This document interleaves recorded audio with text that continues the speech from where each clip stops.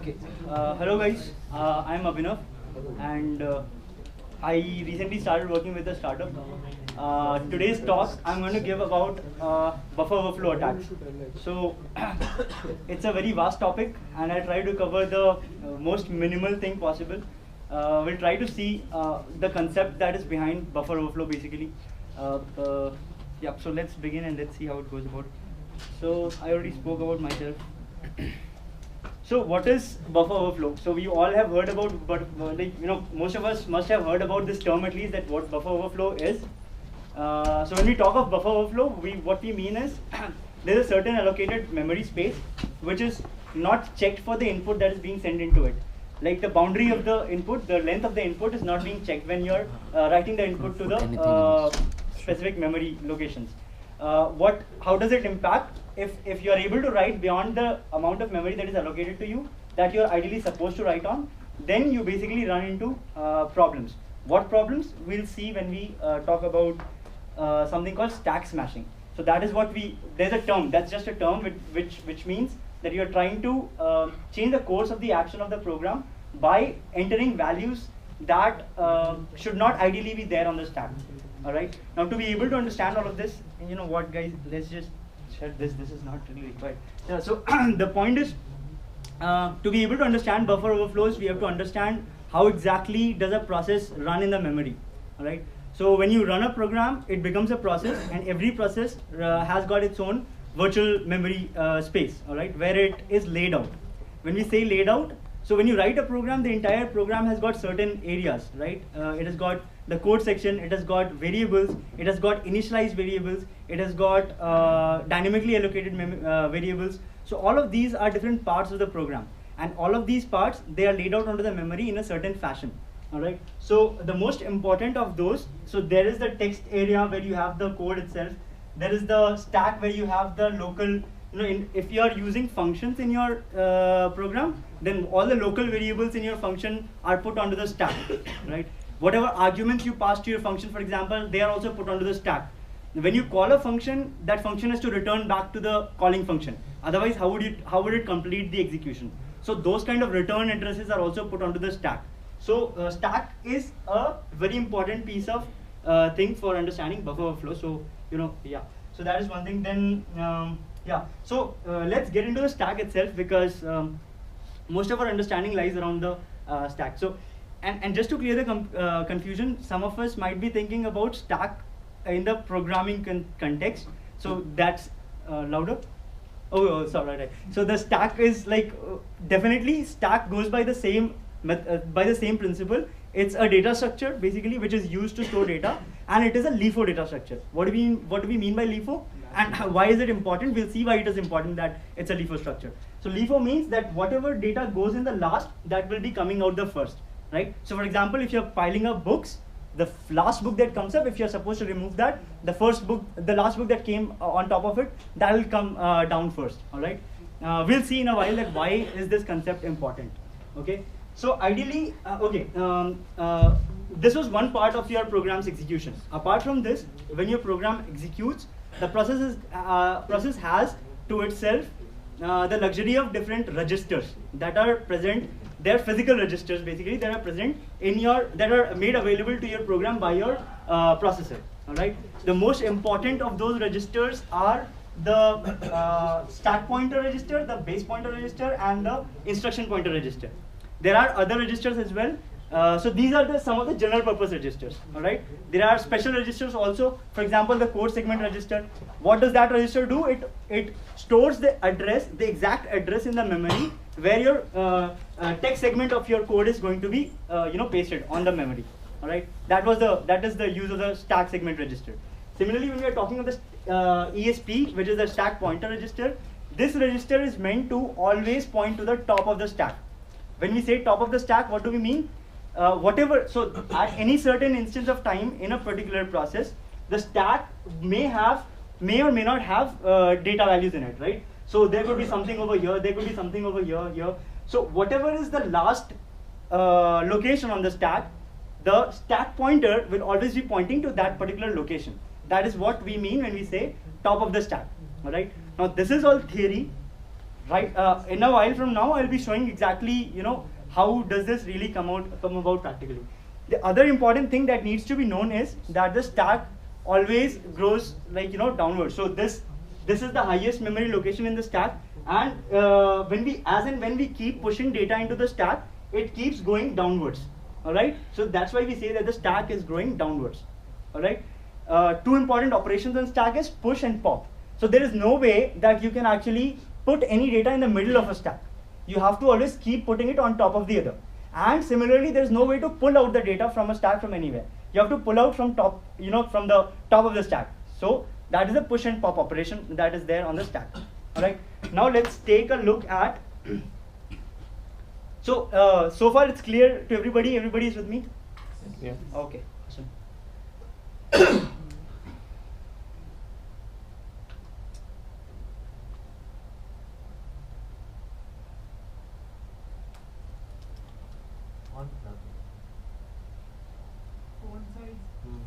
Okay.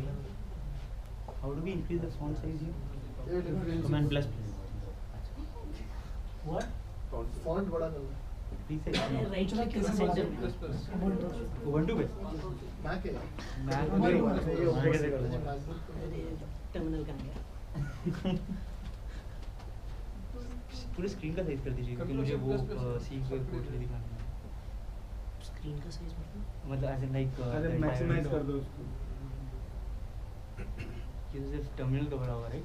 Terminal का size बढ़ेगा the source code where is the Let's say function. that's not gonna work here MacBook के control काम हाँ अरे internal तो VM कंट्रोल और कमांड एक होता है और कमांड विंडोज वाले मतलब हमेशा मुझे यही लगेगा. अबे विंडोज पे डाल दो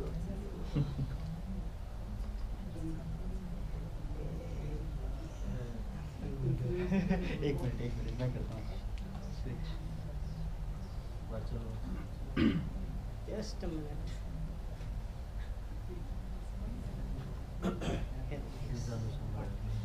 तो एडिट में प्रेफरेंसेस होगा ना.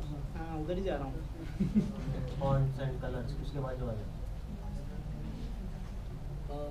ये होगा ना बड़ा. select Visible? yes Guys at the back? Yes. Okay. so this is your code Awesome. Thank you. and the other window Thank you.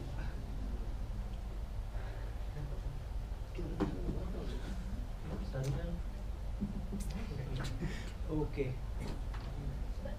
So now whatever I said, it could just be theory. So let's just verify whether what I said actually made sense or not. So for that, we have a simple C program written which does nothing. It has got the main entry point of the program over here, and actually this is not the main entry point of the program. That is something again we'll see, and we'll see why it is important. But for now, let's say that main is the main entry point of the program, which as soon as you enter the, as soon as the control flow enters here, it says get input. So the get input function gets called. Now the get input function, what it does is, it just declares a buffer, character buffer of size 8. So that means 8 bytes of memory will be allocated in the, 8 bytes of memory will be allocated. And then we call the gets function. What does the gets function do? The gets is a C library function which just takes user input from standard input, from the console, alright? And then we just write it out onto standard output. That is what we are going to do. This particular function that you see over here can never execute. If you see in main, it is never really being called, alright? So which means that because this function is never called, this function can actually never be executed. But we will see how exactly, if you do a buffer overflow, you can still make this function executable, get executed. So we'll just compile this code for now.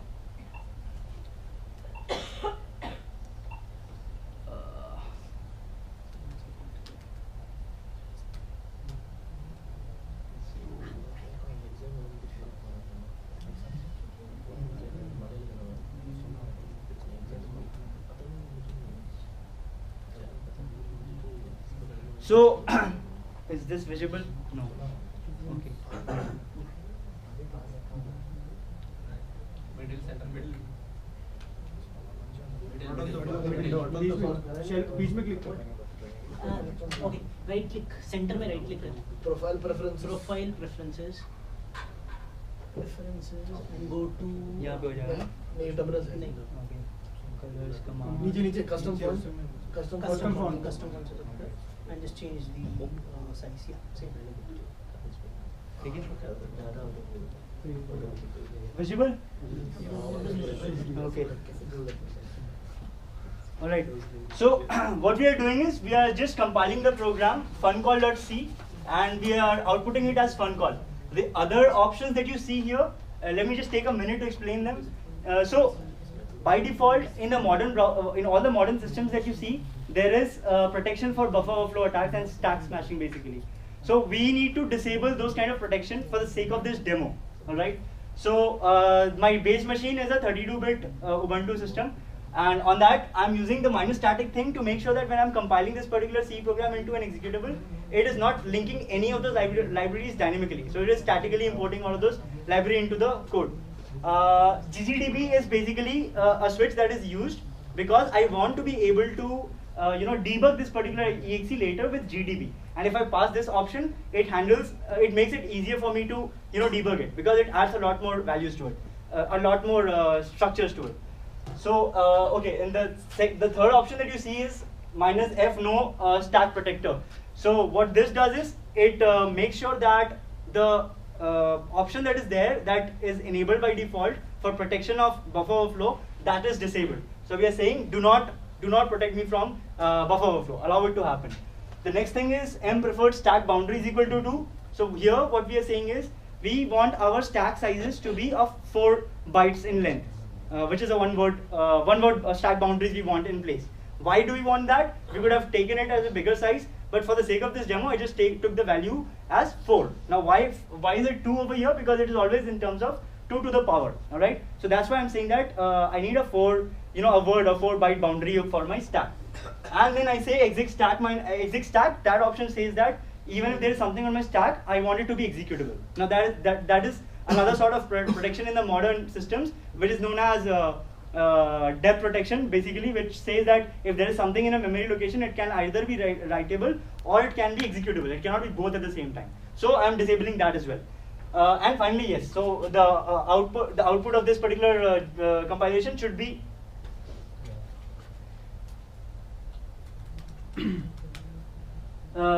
it should be this particular exe and that one. So let's do that. Alright, so you see a bunch of warnings over here. We can ignore those warnings for now because the reason we are getting these warnings is because I have not used any return type for these functions, and GCC is expecting me to provide some return types, but it's still allowing the compilation because these are just warnings. However, the warning that we are interested in taking care of is this warning, which says that so the gets function is dangerous and it should not be used. Now the reason it is saying so is because gets function does not check for the length of the input you are going to give in. Now we all have, I don't know, but yeah, we have heard of this, that it is dangerous and it can, you can overflow it. But what do you really mean when you say overflow it? So we'll look at that as well. So yeah, so right now if we see,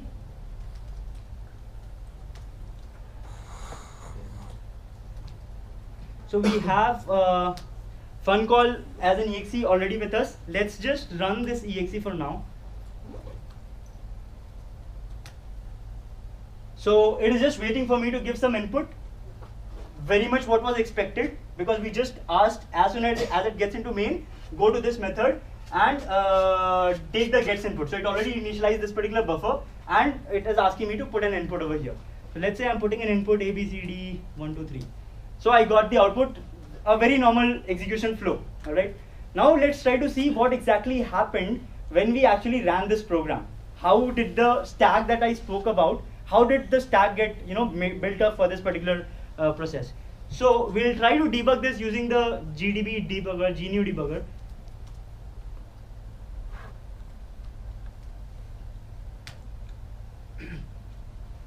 So we are in the GDB prompt right now. All right. Now GDB itself has got several commands, but we'll keep it plain vanilla simple, and we'll try to go along with the commands, only with those commands which are required for this demonstration. So let's say okay, so tell what is GDB So GDB is a debugger which is used for, so if you have used any of the IDEs for development, even in Java for example, you see in NetBeans or any of these places, you see debuggers are there, right? When you can break the control flow, you can control the flow of the execution of the program itself, right? So you can step through each of the instructions, you can see at every single instruction what is it that the program is doing, right? So that's something that is similar to what GDB is. Does that answer your question? It's not for me. There will be Okay. people that don't know what is GDB. Okay. So everybody is clear with what GDB is? It's a debugger, guys. So you can just, when the program is running, you want to see how it is interacting, what is the values it is throwing to the environment, what is the values of the register, what is the values on the stack. How many of you know what is GDB? Yeah. Okay, I asked awesome. for the rest of the people.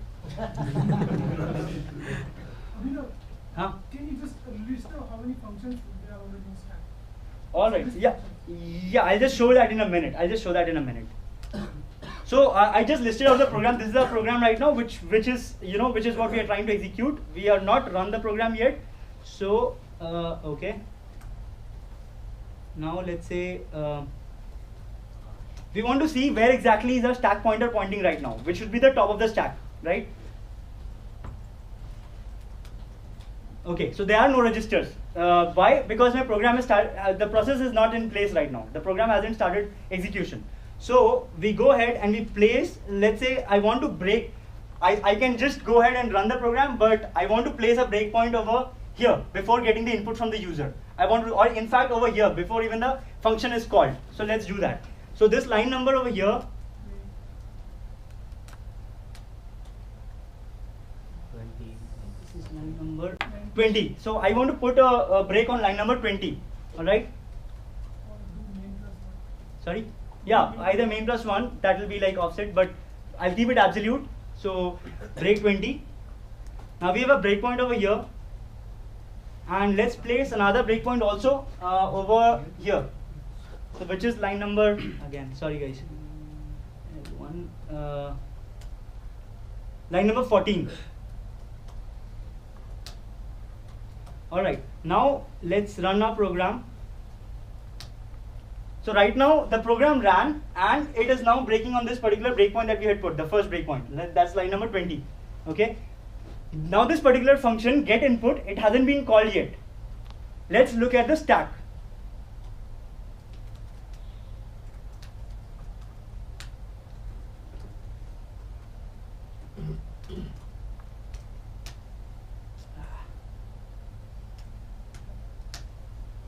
So if you see this particular place is the top of the stack right now. So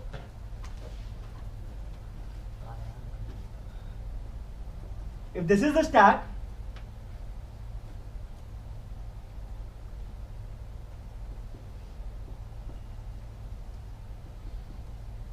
this is the memory location, which is the top of the stack right now, which is where our stack pointer is pointing. So anything that we try pushing into the stack right now will be stored in this particular memory location, which has got this address. Make sense to everybody so far? Okay. Let's see what is there on the stack for now.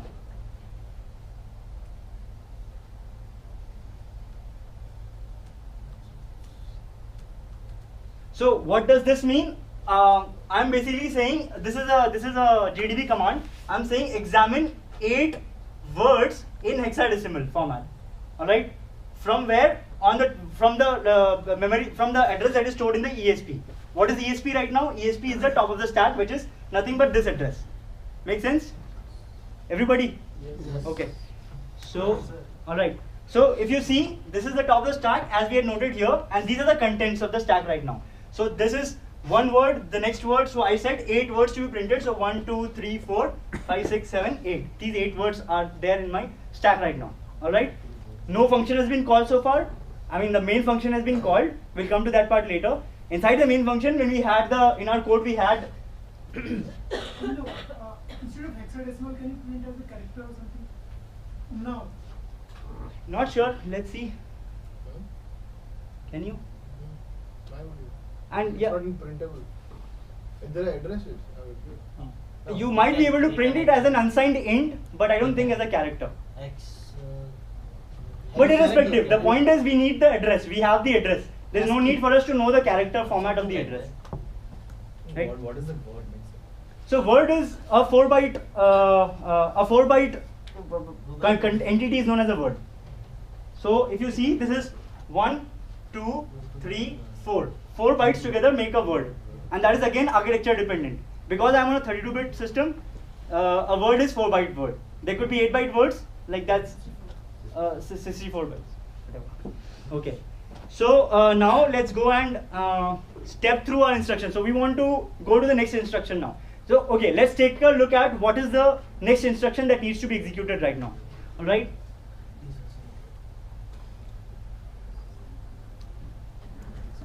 Okay. So now if you see over here, okay, let it be that way. So disassemble main. What I'm trying to say is, inside the main function, we are already in the main function, and now we want to go to a certain location inside the main function, right? So we want to see how does the main function actually look like in the memory, right? So that's why I pass this command disassemble to GDB, and that's why we are trying to see this. So if you see this, this shows that this is the next instruction that needs to be executed. And if you take a look at this, that's the assembly language code that says call. Call what? The get input function. The get input function itself is stored at this particular memory address. So what this guy is saying, now when the execution continues further, then you have to call this particular method. That is what is going to happen. Make sense to everybody so far? Okay. So let's step through. Okay. So now we have stepped through, and now we made the call already. All right. Now we are into the function get input. How do we make sure of that? Let's disassemble get input as well.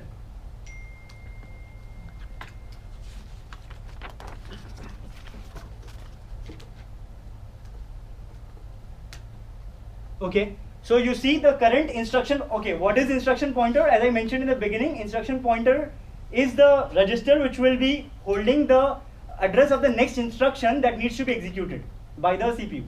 All right. So right now it is pointing over here, and this address is where it is in the code segment of this particular function get input. So it means that we are already inside get input. Okay. Now you would be wondering why all of these things, like, you know, where did these things come from? All right. So this is where the things are getting pushed onto the stack.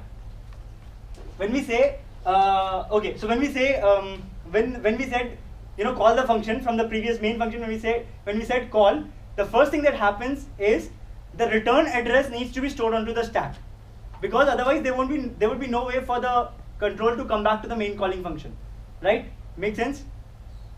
Make sense? Yes. Okay. So that's why if we look at the stack again,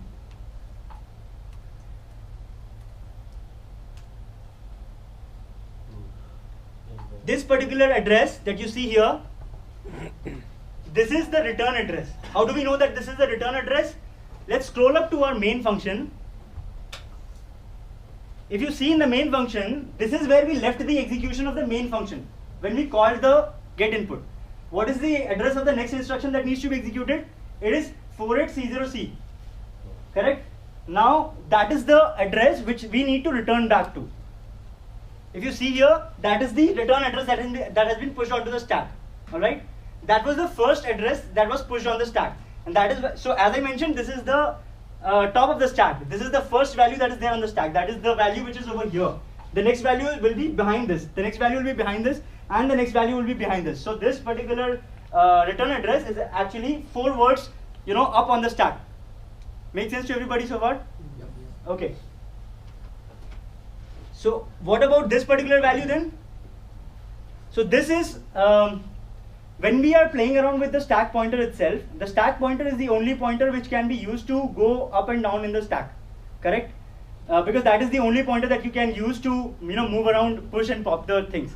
But at the same time, you might have a need to do different other operations within your function, right? In those cases, you make use of the EBP pointer. So EBP register, what it does is it stores a copy of the current stack pointer into itself. And when it does that, what we are saying is, okay dude, stack pointer, you go wherever you want. But I have my base location. From here, now I can go to wherever I want, correct? So right now what we mentioned was, if this is my return address, this is my base pointer. So this base pointer is basically given another term which is known as the frame pointer. Just another technological term, alright? Just another jargon. So this base pointer is over here, and then we have the other local variables that will be coming up over here. So let me just fill these up and then I'll explain about this part. So right now, because we already entered into the function get input, if you guys remember, in the get input function, the first line of code was char buffer 8, right? So we were basically trying to allocate 8 bytes of space, correct? So that's what these two things show for now. We have 8 bytes of memory allocated. That is 2 words of memory allocated.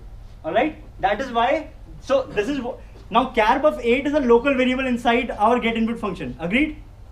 So that is why it will be going onto the stack. So these are the 8 bytes of char buff 8 that we were talking about.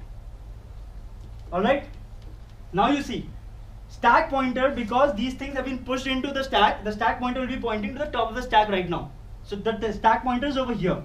Now if I want to access the return address somehow, the only way of left out for me is to be able to pop out this, and finally the stack pointer reaches here, which is not what we want.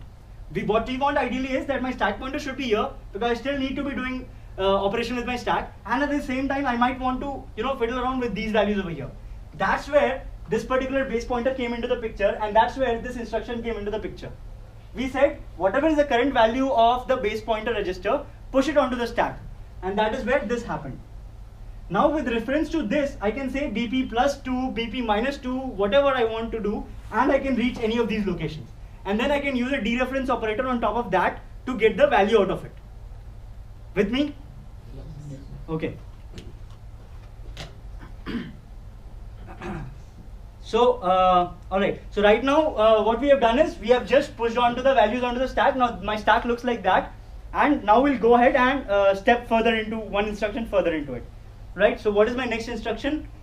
Let's check out the next instruction is, okay, it says, this is our next instruction which says load effective address of this particular thing. So what is this guy going to do? This guy, okay, for the sake of brevity, let's forget that what these two things are going to do. Ideally what they are doing is they are just creating an environment for our gets function to finally execute. Because we need the gets function needs a pointer to the starting of the buffer where we want to push in our values, right? Where we want to take input from the user basically. So that's what these two lines over here would be doing. And finally we make a call to the gets function. So we haven't reached that point yet. Let's step in and let's see what happens. So S is used for stepping in. So as soon as we did that, now we are, the GDB prompt is waiting on us to give inputs, the same as gets was doing on the terminal.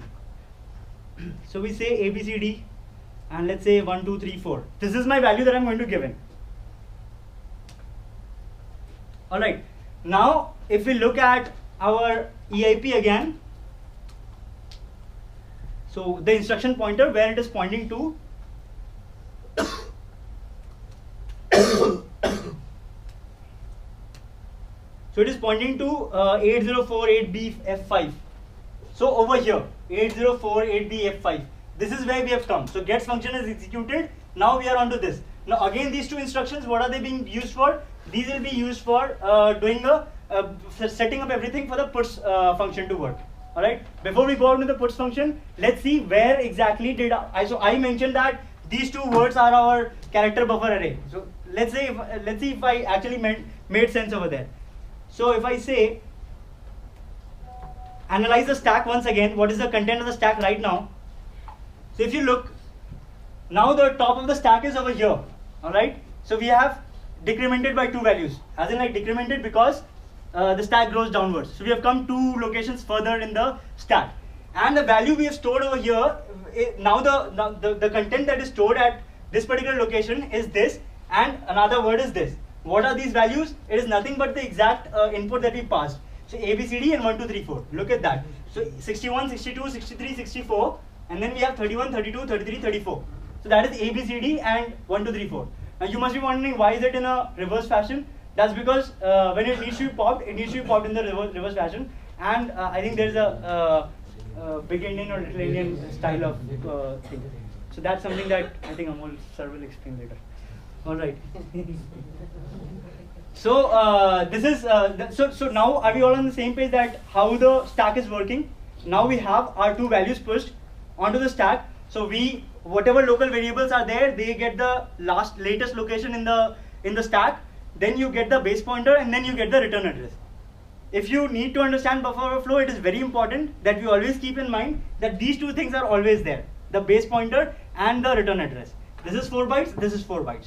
And because we compiled our program to make sure that all the stack boundaries will be a word boundary, 4-byte boundary. So all of these locations are basically 4 bytes.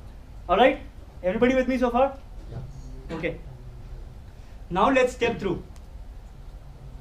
So as soon as we step through, you see we get the output over here. So whatever we had entered through the gets prompt, now we get it printed out over here. All right. Now let's say just continue to the end of the program. Right. This is what we wanted to do. Or actually, let's take a look at our instruction pointer right now. So if you see the next, as soon as we came to the last line of the code, we are about to return back to our main function, right? Now how does the system know that it has to come back to the main function again, to the last return address? The return address that was pushed onto the stack, this particular return address, it gets popped out. And it gets stored into the instruction pointer. Why instruction pointer? Because that is the only pointer that decides which is the next instruction that needs to be executed. Because my return address was the next address in the main function that gets popped out into EIP, and that's why EIP is now this. Which is, if you want to see what is at this address, let's just take a look at what actually there is at this address.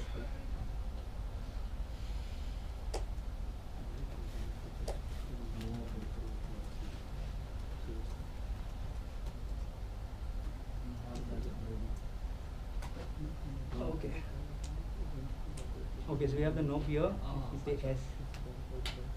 Okay, now we are saying return 0. So we are actually returning over here. And alright, now we take a look at our EIP. So this is our EIP.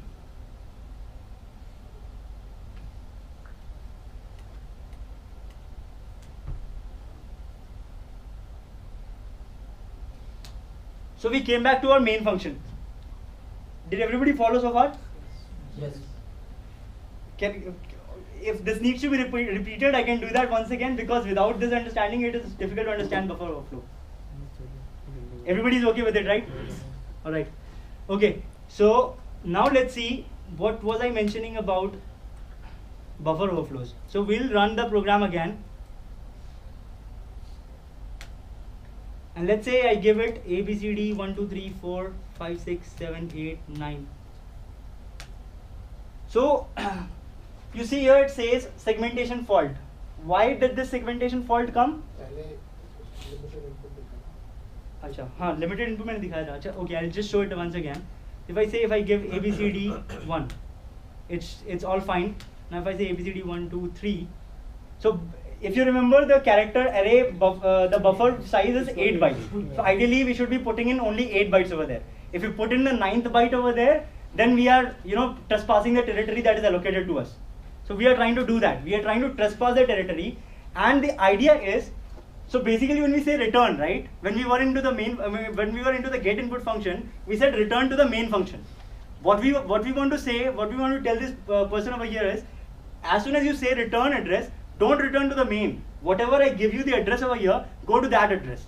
Basically, that's what I'm trying to say, right? That's what we want to manipulate from the runtime of our, from the execution time of our program. So if I say 1, 2, 3, 4, it shouldn't give me any problems because 8 bytes are occupied so far. So what did we do? 4 bytes and 4 bytes, all good and fine. Now if I put another one single character also, it should ideally be going into the BP space. Agreed? Right? Because it will be pushed onto the stack.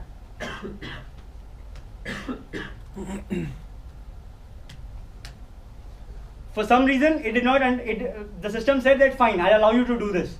It's okay. You get another 1 byte. It's fine. Let's try and test it. We'll say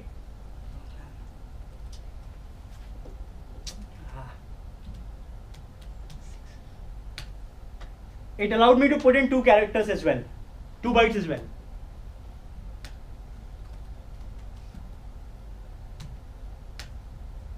Allowed me to do that as well. You are lucky guy. Now, when we say 8, what we did was ABCD were 4 bytes, 1, 2, 3, 4 were another 4 bytes, and then we said 5, 6, 7, 8, which is another 4 bytes.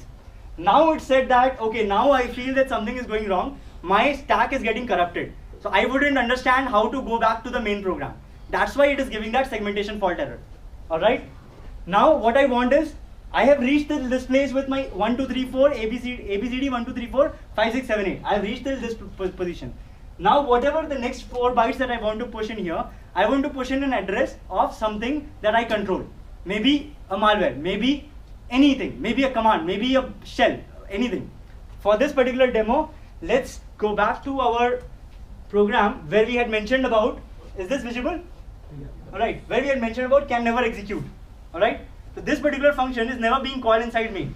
What I want to do is, I want to see if this particular function can still be executed.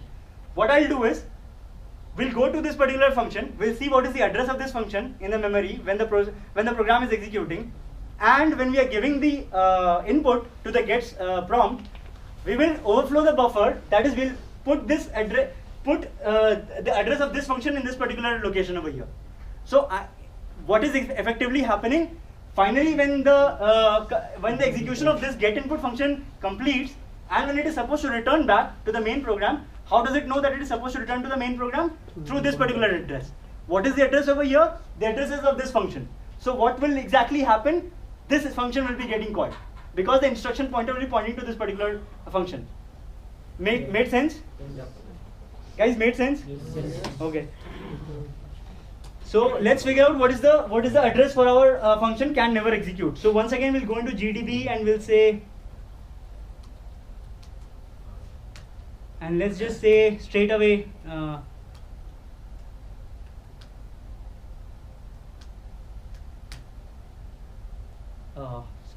so we can say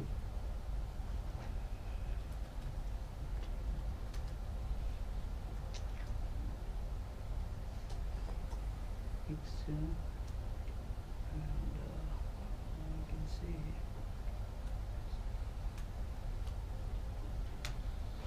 all right. So this is our address that we are interested in putting into the return address. Overwrite the return address over here with this particular address. So we'll take a note of this. We copied this and let's quit out of here. Okay. So there's one. So when we run this particular program fun call, there's one way of giving it the input, that is by running and giving it the input. The other way of giving it input is through the printf function. So what does printf do? What does printf basically return? It returns all the bytes that you're actually trying to print. That is the return of a printf function, the C library printf function. So we'll take the return, that is the entire string that we are passing, and we'll pipe it to this particular program. All right? 5 minutes. Huh? No, it's okay. Okay. Printf and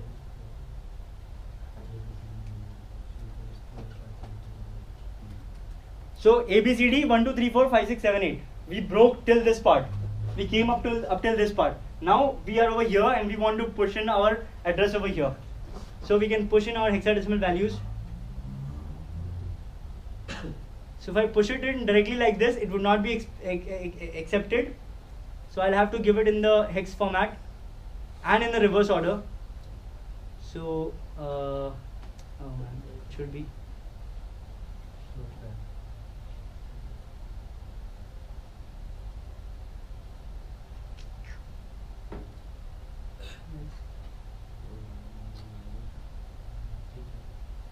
नया कर लिया ना अरे new करना ऊपर ऊपर से हाँ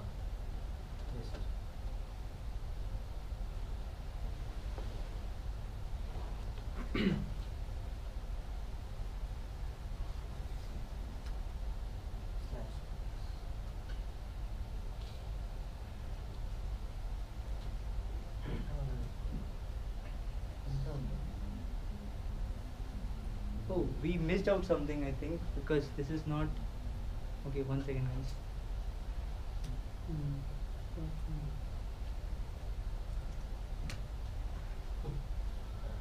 copied the wrong address, I suppose. So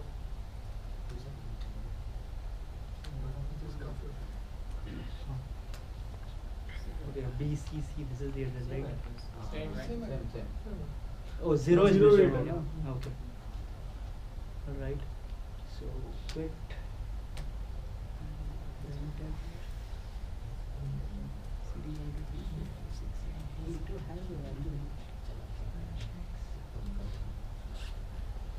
CC slash X 8B slash X 04 slash X 0.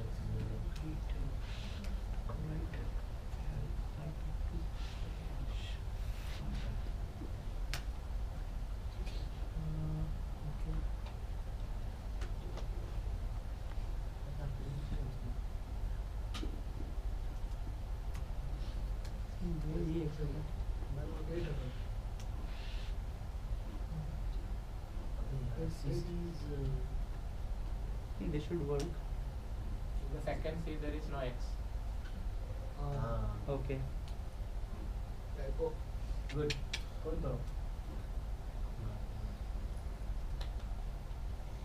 Okay.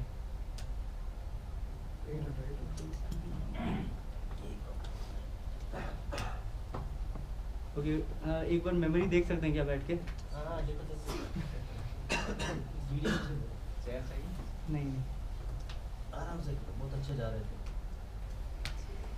Professor like him are required in cybersecurity. So guys, while I'm doing this, you might also want to take a look. So basically what we were trying to do was, we were trying to put that address in our stack, and we were not able to do that. So I'm trying to see what exactly went wrong. Why are we not able to put that address over there? So let's see the current, let's run our stack itself, right?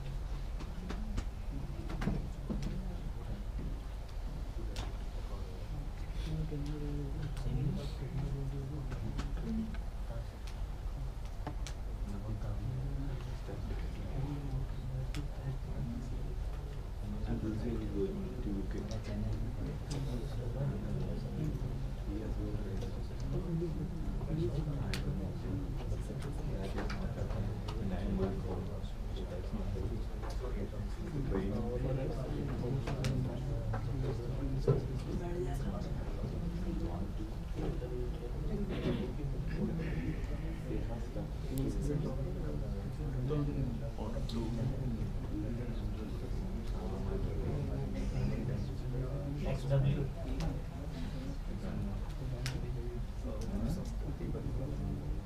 Right now, this is our return address. This is what we want to overwrite, and we want to overwrite it with Same address. with this address. All right. So let's continue it.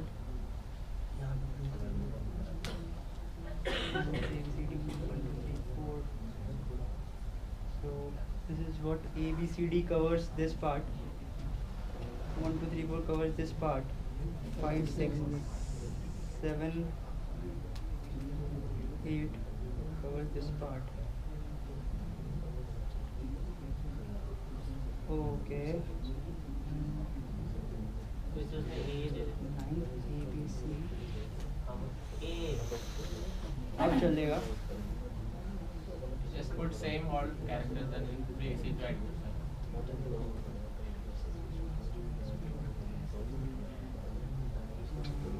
एक minute यार. ये होना ही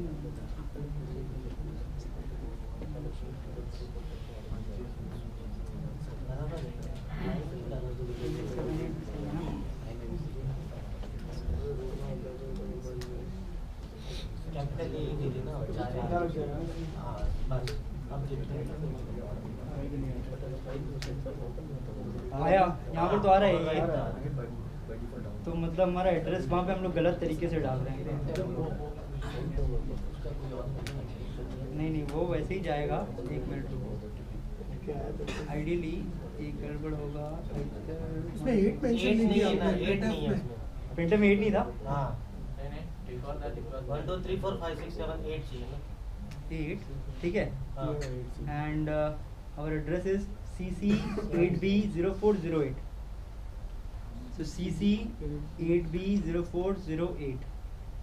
8B CC extra हाँ Okay.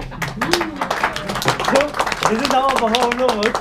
You get the I can never execute over there. And there are a lot of more things to show, but if I was able to convey what exactly is the meaning of buffer overflow, then I think everybody can build on top of that. Okay. Any questions? Yeah.